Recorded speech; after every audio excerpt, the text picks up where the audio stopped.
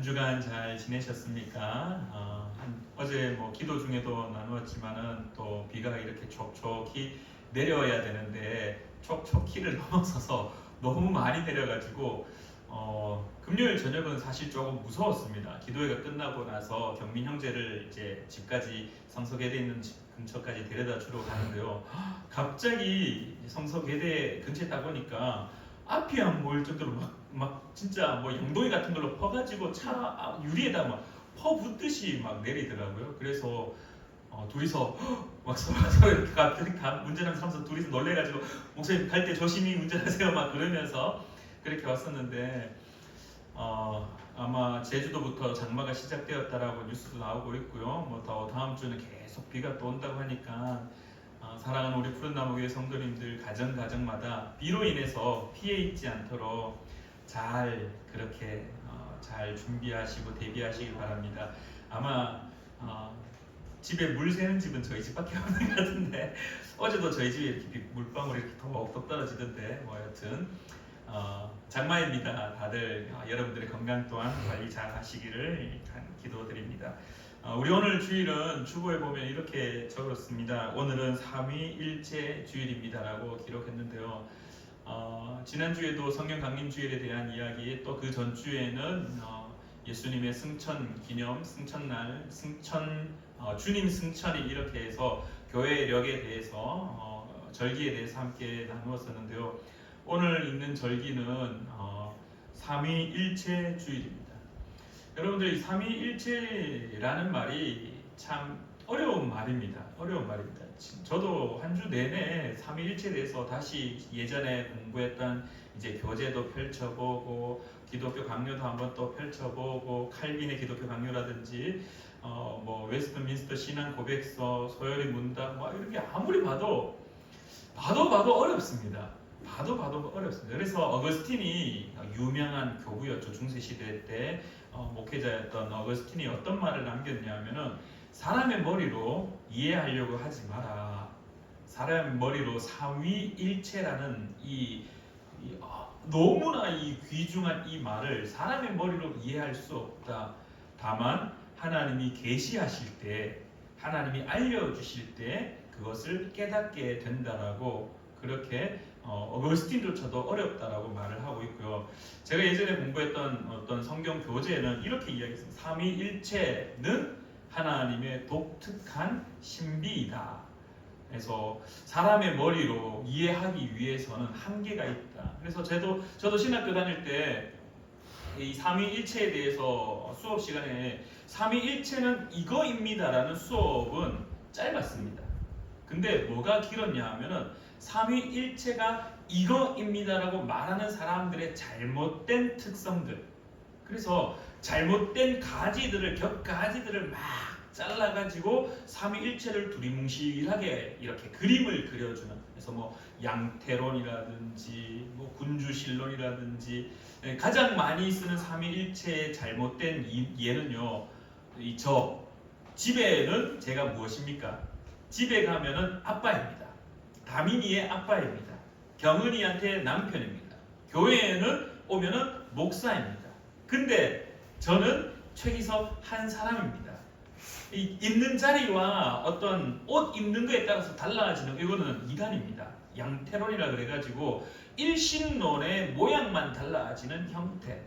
그래서 이러한 것들을 가지치기 하는. 또 예전에 제가 한참 즐겨봤던 이제 책이 있었는데 그 책에서도 이렇게 설명했습니다. 하늘에 해가 있지요. 하늘의 해를 보면 어떻습니까? 그 따뜻함을 느끼시지요.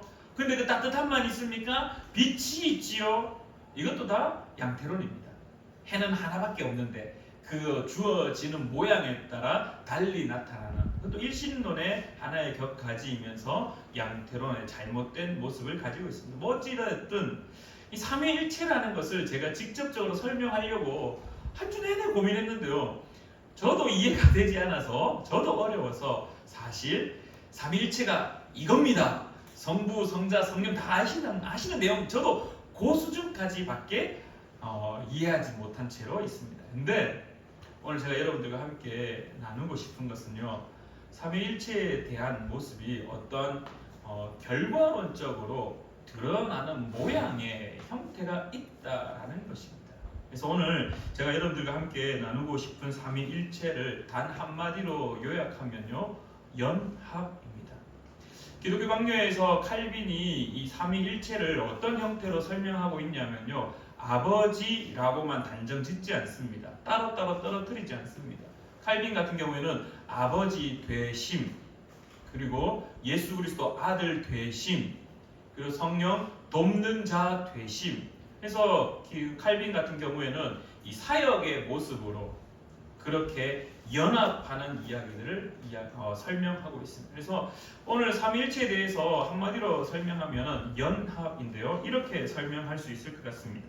구원의 계획, 구원의 계획이 있었고, 그리고 구원의 실행 단계, 예수 그리스도께서 성육신하셔서 이 땅 가운데 오셨던 예수 그리스도의 모습, 그리고 구원의 적용.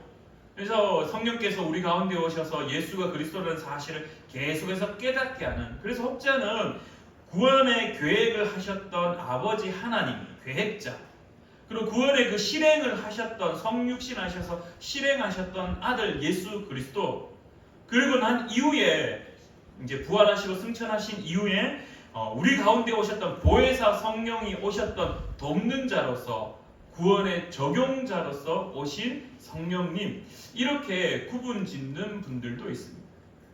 근데 마찬가지로 이 세 가지의 모습은요, 따로 떨어질 수 없는 것입니다. 절대로 따로 떨어질 수 없는 겁니다.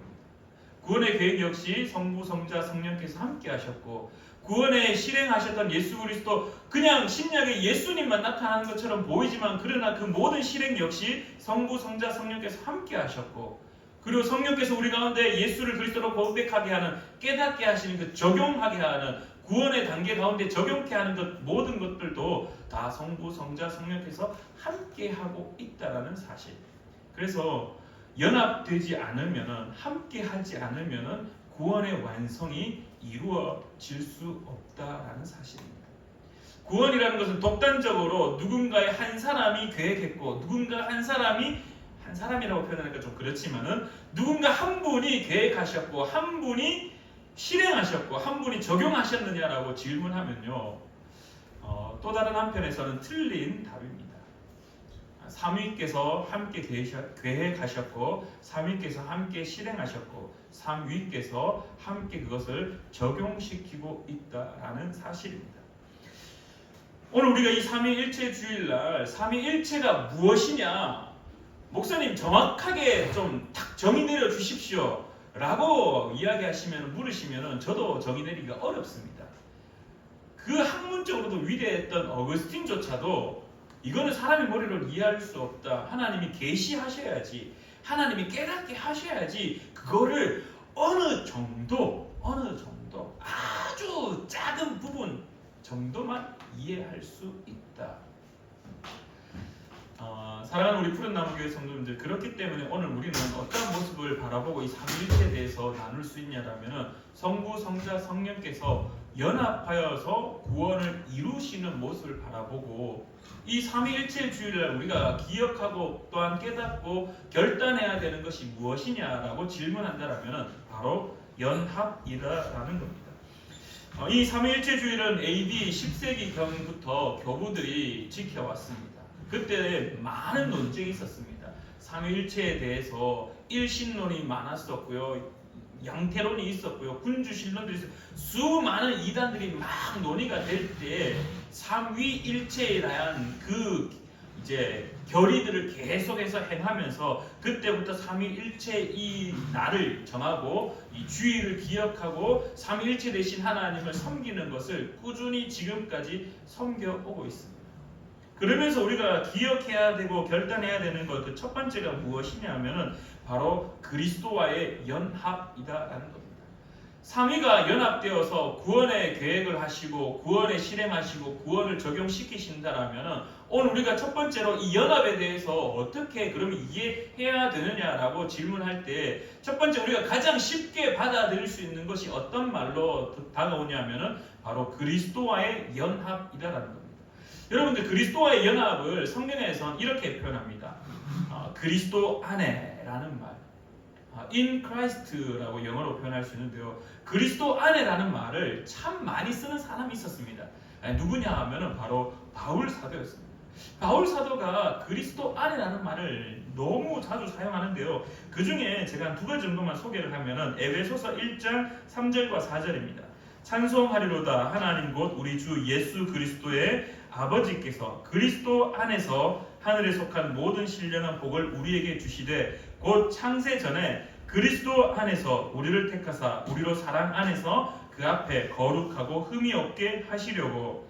또한 에베소서 1장 7절 말씀에도 우리는 그리스도 안에서 그의 은혜의 풍성함을 따라 그의 피로 말미암아 속량 곧 죄 사함을 받았느니라 라고 이렇게 고백하면서 바울 사도의 서신서에 가장 많이 나오는 문구 중에 한 가지가 그리스도 안에, 그리스도 안에서라는 문구입니다. 얼마 전에 제가 많은 이들과 함께 또 나누면서 그리스도 안에 있다라는 것이 도대체 무엇일까? 그리스도와 연합한다는 것이 도대체 무엇일까? 성부, 성자, 성령께서 연합하여서 구원을 이루시는데 그 연합이 과연 무엇인가? 그냥 하나 되는 것, 하나 되는 것. 도대체 성도로 살아가면서 그리스도인으로 살아가면서 하나님과 하나 되는 것이 도대체 무엇인가? 무엇인가? 어떤 것인 것 같습니까? 하나님과 하나 되는 것 어떤 거라고 혹시 생각하고 살아가고 계십니까? 설교 시간에 질문하는 거 제일 싫죠, 그렇죠? 질문하고 답하는 게 나도 잘 모르는데 왜 자꾸 목사님 질문해서 그냥 이야기하시면 우리는 그냥 들으면 되는데 근데 사랑하는 우리 푸른나무교회 성도님들 만반의 준비를 하십시오. 제가 늘 저는 질문하는 걸 참 좋아하거든요. 그래서 그 질문의 꼬리를 잡고 함께 또 고민하고 함께 또 나누는 걸 참 좋아하는데 그리스도 안에 있다라는 것이 어떤 것인지 여러분들이 입으로 대답하기 부끄러우시면 한번 속으로 한번 생각해 보십시오. 나는 그리스도 안에 있다라고 늘 고백하고 살아가는데 도대체 그리스도 안에 있는 것, 그리스도와 연합하는 것이 어떤 것인가? 여러 가지 많은 대안들이 있고 여러 가지 많은 답안들이 있겠지만 오늘 제가 여러분들과 함께 고민하고 나누고 싶은 것은요. 결국 그리스도 안에 있다라는 것은 어떻게 나타나냐 하면은 문자적으로 기록되어야 되는 것이 아니고 머릿속으로 이해되어야 되는 것이 아니라 그리스도 안에 있다라는 것은 실제적 삶에서 드러나는 것이 정답이다라는 겁니다. 그리스도 안에 있다. 주님, 내가 주님 안에 있습니다. 내가 주님 안에 있습니다. 말로 하는 것, 머리로 이해하는 것, 그러면 우리가 성경을 통해서 실질적으로 하나님께서 우리에게 말씀하시는 것, 가르치시는 것은요, 너 이거 기억해야 돼? 로 끝나지 않습니다. 너 하나님의 말씀 들어? 이거로 끝나지 않습니다. 늘 성경에서는 말하는 것은 하나님의 말씀이 이것입니다. 이제 이 말씀을 듣고 지켜 행하라라고 성경은 늘 말하고 있습니다. 그러면은 우리가 성경에 대한 지식들, 성경에 대한 말씀들, 하나님께서 선포하시는 그 말씀, 특별히 오늘 그리스도 안에 있다라는 것, 머리로 알고 있는 것 말고 결국 어디에까지 나아가야 되느냐? 삶에서 표출되어야 된다는 거예요. 드러나야 된다는 거죠. 그러면은 이제 또 다른 질문이 생깁니다. 그리스도 안에 있는 것은 대충 어느 정도 머릿속에 그림은 그려지는데 내 삶에 과연 그게 드러나는가? 오늘 이 삶으로 드러내기 위하여서 우리가 어디에서부터 출발해야 되냐 하면요. 예수 그리스도의 삶에서부터 출발해야 됩니다. 그리스도와 연합하는 것, 성부 성자와 연합하는 것은 눈에 보이는 것을 보고 따라가는 것인데요. 특별히 우리가 눈에 보고 배울 수 있는 것은 딱 한 가지밖에 없습니다. 바로 예수 그리스도의 삶입니다. 그리스도 안에 있어야 된다라면은 그리스도가 도대체 어떻게 살았는지 알면은 조금 더 이해하기가 쉽습니다. 그럼 도대체 예수님이 어떤 삶을 살았는가? 예수님이 어떤 삶을 살았는가를 소개할 때 가장 저에게 와닿는 한마디가 있습니다. 물론 여러분들에게 각자가 가지고 있는 예수님의 삶에 대한 그림들이 있을 겁니다. 이미지가 있을 거고 한마디로 축약해서 가지고 있는 것들이 있을 겁니다. 근데 저에게 있어서 예수님의 삶을 소개하자면은 딱 한마디, 공감입니다. 공감. 예수 그리스도의 삶은요 많은 것들로 표현할 수 있습니다. 태어나서부터 쭉 이야기해가지고 뭐 30년 그 다음에 33년의 삶 혹자는 그렇게까지 말하면서 생애의 모든 삶을 1부터 끝까지 다 이야기하라면 이야기할 수 있습니다. 근데 그 모든 것을 축약한다면 단 한마디 공감이다. 공감이 무엇입니까? 상대편의 마음을 들어주고 이해해주고 그의 마음을 안아주는 겁니다. 예수 그리스도의 성육신 역시 어디에서부터 시작되었느냐, 구원의 계획 역시 어디서부터 시작되었냐라고 질문한다면요, 공감입니다. 하나님이 태초에 천지를 창조하시고 난 이후에 보시기에 좋았습니다. 그런데 어떻게 됩니까? 죄로 인하여 그 모든 것들이 다 단절되어 버립니다. 그리고 난 이후에 하나님의 마음이 무엇이었느냐? 공감이었습니다. 내가 너희의 마음을 이해한다. 그러니 내가 너를 다시금 회복시키겠다. 그래서 늘 하나님은 들으셨습니다. 이스라엘의 부르짖음을 들으셨고요. 이스라엘의 수많은 사사시대 역시 하나님 앞에 부르짖을 때 하나님이 그 음성을 듣고 그리고 구원의 은혜들을 허락하셨습니다. 그러고 난 이후에 사람들은 그 구원의 기쁨과 즐거움을 만끽하며 누렸습니다. 예수님도 동일합니다. 그 성육신의 사건 역시 수많은 하나님의 백성들이 하나님의 백성의 삶을 포기한 채 절망 가운데 살아갈 때 하나님의 그 마음을 아시고 공감하셔서 예수님과 함께 성령님과 함께 그 원탁에서 회의하시면서 구원의 계획을 이제 실행해보자. 그럴 때 그 실행의 단계 전면에 나선 분이 누구였느냐? 예수님이었다는 거죠. 아들 되셨던 분께서 제가 성육신하여 사람의 모양으로 아버지의 보좌에 앉아 있어야 되는데 빌립보서 2절 말씀처럼 하나님의 보좌에 앉아 계셔야 될 건데 동등됨으로 여겨야 될 텐데 그거를 포기하고 이 땅 가운데 내려오셨다는 것은 공감하셨기 때문입니다. 공감하셨기 때문에. 그래서 예수 그리스도의 삶은 공감투성입니다. 다 공감입니다. 이해하셨고 들으셨고 그 마음을 충분히 헤아렸기 때문에 예수님은 약자들의 마음을 이해하셔서 약자들의 편에 서셨습니다. 병자의 마음을 알기 때문에 병자에게 치유함을 넘어서서 죄에서 구원에 이르는 그 마을 공동체에서 쫓겨났던 수많은 사람들의 마음을 아시기에 그의 마음을 위로하시고 그의 일상을 회복시키시고 그의 삶 가운데로 이끌어 가시는 모습. 근데 여기서만 멈추는 것이 아니었습니다. 여러분들이 예수님의 십자가 지시기 직전에 한 사건이 있습니다. 대제사장이 어떻게 합니까? 예수님을 죽이기 위하여서 모의할 때 딱 한마디 하죠. 다 죽을 필요 있냐? 다 죽을 필요 있냐? 한 사람만 죽으면 되지. 큰 일을 위하여서 한 사람만 죽으면 돼. 내 모든 지위를 지키기 위해서는, 내 기득권을 지키기 위해서는 저 희생양 한 명만 있으면 돼. 그러니 예수 죽여야지. 그게 그 당시의 대제사장과 권력을 가진 자들의 모습이었다라면 약자를 돌보아야 될 자들이 약자를 돌보는 것을 포기하고 자기의 것을 취하는 자로 그렇게 세워져 있을 때 오히려 예수님은 그들 앞에 전면에 서서 그들을 훈계하셨습니다. 잘 알죠? 예수님 욕 잘하셨습니다. 독사의 새끼들아 그러면서 예수님이 욕을 해버립니다. 누구에게? 권력을 가진 자. 하지만 그 권력을 제대로 이해하지 못하는 자들. 사회적 아픔을 가진 자들을 품어주라고 권력을 주었는데 사회적 약자를 돌보아라고 그에게 지위를 주었는데 그가 가지고 있는 것으로 그들을 돌보는 것이 아니라 오히려 그들의 것을 더욱더 축적하는 일에 사용할 때 예수님은 무엇이라고 했냐면은 화 있을진저 화 있을진저 이 독사의 새끼들아라고 욕을 하는 모습들. 하나님이 욕을 진짜 잘해서 예수님이 욕을 진짜 하고 싶어서 했을까요? 아니다라는 거죠. 그 욕의 출발점은 약자들을 배려하지 않는 그들을 향한 하나님의 또 다른 공감에 의하여서 화를 내었다라는 겁니다. 다시 말하면 예수님은 결국 공감 그 덩어리셨다라는 거죠. 그리스도와의 연합은 그러면 어떻게 표현해야 될까라고 질문하신다면요.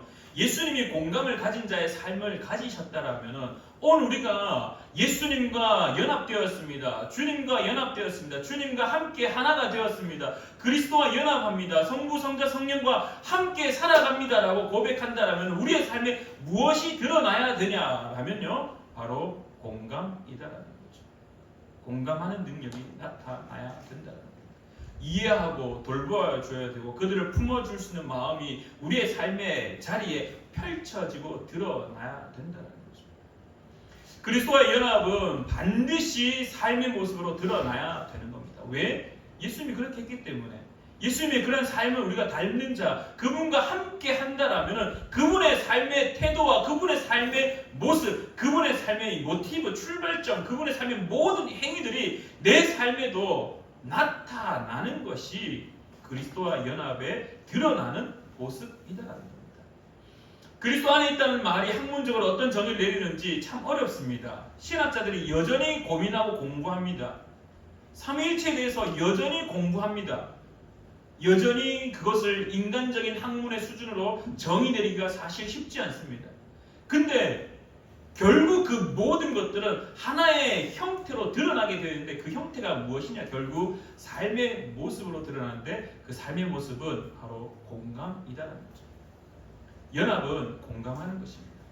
성부, 성자, 성령께서 삼위가 하나가 되어서 무엇을 공감했느냐? 불쌍한 우리였죠. 불쌍한 우리. 죄인된 우리를 바라보면서 쟤들 에덴 동산에 있을 때 계속 그곳에 살았으면은 정말 나와 단절되지 않고 하나가 되어서 정말 티키타카 하면서 재미있게 살았을 텐데, 복되게 살았을 텐데, 영화롭게 살았을 텐데, 근데 죄로 인하여서 자기의 기쁨을 추구하는 것 때문에, 자기의 유익을 추구하는 것 때문에 나와 단절되었던 그 모습, 그래서 성부, 성자, 성령께서는 다시 회복해야 되겠다. 다시 회복해야 되겠다는 그 공감의 마음을 가지고 구원을 계획하셨고 구원을 실행하셨고 지금도 우리를 향하여 구원을 적용하기 위해서 성령께서 늘 우리의 마음속에 탄식하는 모습으로 깨달아라, 제발 좀 깨달아라 라고 말씀하시는 그 모습, 그 모습 전체가 다 공감이다라는 겁니다. 그래서 삼위일체 주일날 우리가 기억해야 되는 단 한 가지가 있다라면 공감이라는 거죠.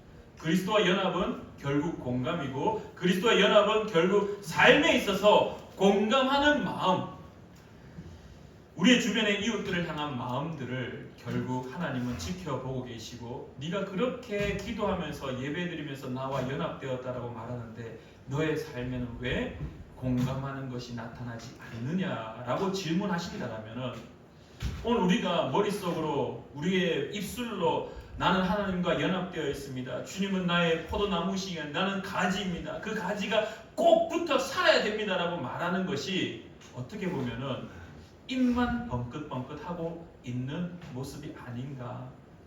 사랑하는 우리 푸른나무교회 성도님들, 오늘 삼위일체 주일날 우리의 삶의 가장 모토가 되어야 되는 것, 기본이 되어야 되는 것은 예수 그리스도의 삶의 모습이라는 겁니다.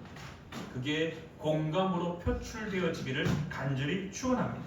또한 두 번째로 우리가 기억해야 될 것이 있다라면 이 연합의 두 번째 모습은 오늘 우리 교회 공동체 안에 이루어져야 될 줄 믿습니다. 오늘 특별히 본문 말씀인 시편 133편의 저자인 다윗은요, 이 133편을 언제 시로 찬양으로 고백하였느냐, 많은 학자들이 이렇게 이야기합니다. 블레셋에 빼앗겼던 그 여호와의 언약궤가 다시 이스라엘로 돌아오는 그 시절에 이 다윗이 그 모습을 바라보면서 그렇게 하나님을 찬양했는데 어떤 모습을 바라보았느냐? 어떤 모습을 바라보았느냐? 언약궤가 이스라엘 땅으로 다시 돌아올 때, 하나님의 법궤가 이스라엘 땅으로 다시 돌아올 때 수많은 이스라엘 백성들이 깨어져 있고 하나님이 없는 것처럼 살아가고 있었지만, 그러나 하나님의 언약궤가 돌아오므로 하나님이 우리 가운데 돌아온다라는 그 인식하에 그 모든 백성들이 함께 찬양하고 함께 여호와의 이름을 높이는 그 모습, 그걸 바라보았을 때 다윗이 이렇게 고백합니다. 보라, 형제가 연합하여 동거함이 어찌 그리 선하고 아름다운가.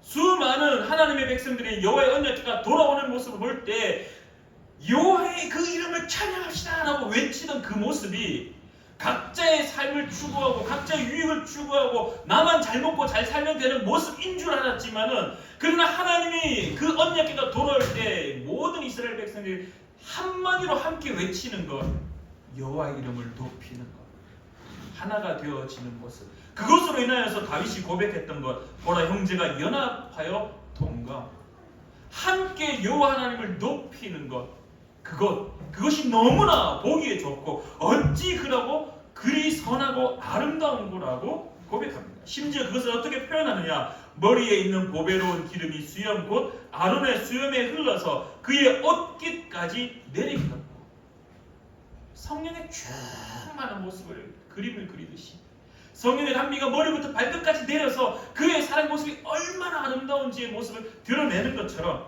그러면서 3절에 이렇게 이야기합니다. 헐몬의 이슬이 시온의 산들에 내림 같도다. 거기서 여호와께서 복을 명령하셨느니 곧 영생이로다. 여기서의 시온은 이스라엘의 중심입니다.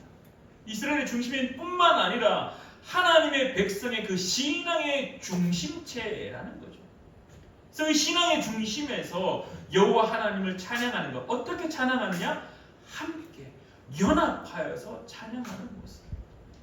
그래서 앞서 제가 언급드렸던 그리스도의 연합, 내가 살아가는 삶 속에 그 공감에 예수 그리스도가 하셨던 그 공감의 마음을 가지고 이 시대를 살아가는 것이 우리 개인의 하나님과의 연합이라면은 이제 우리에게 필요한 것은 우리 성도, 이 교회 공동체의 연합이 바로 하나님의 그 성부, 성자, 성령의 연합이 결국 드러나는 모습이라는 것입니다. 제가 우리 푸른나무 교회를 개척하고 난 이후에 지금까지는 특별한 모임을 가지지 않았습니다. 그냥 개인적으로 만나고 그냥 식사, 그냥 뭐 특별한 이름을 가지지 않은 채 함께 식사의 교제를 나누고 했었습니다. 근데 한 권사님이 저한테 이런 이야기를 했습니다. 목사님, 우리 여자들끼리 한번 모여서 식사하면 어떻습니까? 라고 얘기했어요.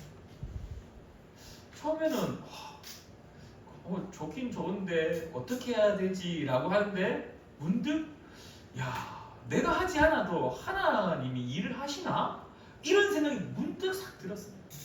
그러면서 그 모임이 한 달 모이게 되고 두 번 모이게 되고 이제 세 번째 모임을 가진다라고 저한테 얘기를 했습니다. 그러면서 그 모임의 이름도 만들어졌습니다. 현숙한 여인들의 모임. 너무나 좋았습니다. 그래서 제가 이 이야기를 저희 동기 목사님들하고 얘기하니까 동기 목사님들이 이야기하기를 현숙자들이네, 현숙자가 생겼네 그러면서 막 축하도 해주고, 그렇구나.